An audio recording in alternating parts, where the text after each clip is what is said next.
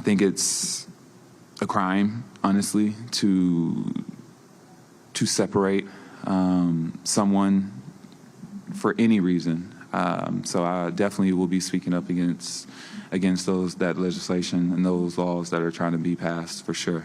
Those comments caught the attention of former NCAA swimmer and advocate for the protection of women's sports, Riley Gaines, who called her remarks, quote, heartbreaking and demeaning. Here with reaction now, Outkick.com host Charly Arnolt, who you can catch hosting Outkick.com's Hot Mic Thursday and Friday.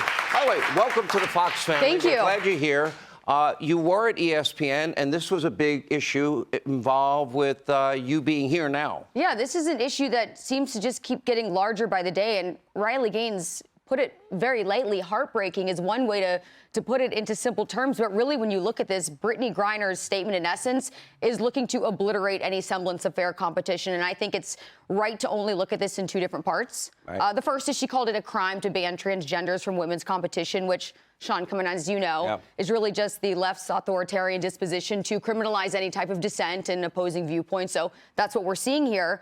But the crazier part of it is she called it a crime to separate anyone for any reason. So under that logic, Shaquille O'Neal has every right, or a hulk of a man of his sort, to play in the WNBA. Okay, that's funny, but it's not realistic. The thing is, Caitlyn Jenner, and I knew Caitlyn when Caitlyn was Bruce Jenner, and we were friends the whole time. And anyway, we spoke like the day after she did the interview with Diane Sawyer. Mm-hmm. We talked at length about it. And Diane was most shocked about the fact that she said she's a conservative and a Republican. That was the big shock.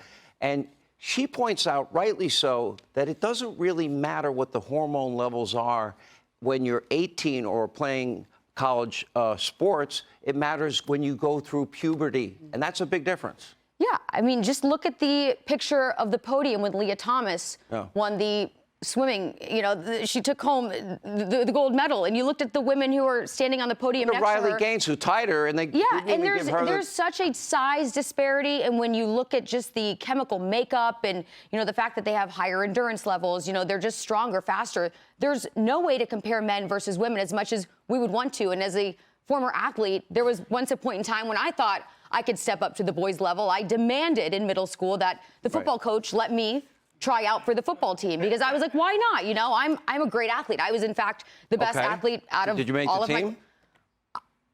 There was no cuts. It was a private school. Let me just tell you that. So I would have made the team. I got it. But after going through one day of practice, it just didn't make sense. It didn't make sense for me to be there. I understood. That's an interesting story. I understood what it meant to be a woman in trying to take on these guys. And at that point, I bowed out gracefully. But I realized that this just isn't something we should even be discussing.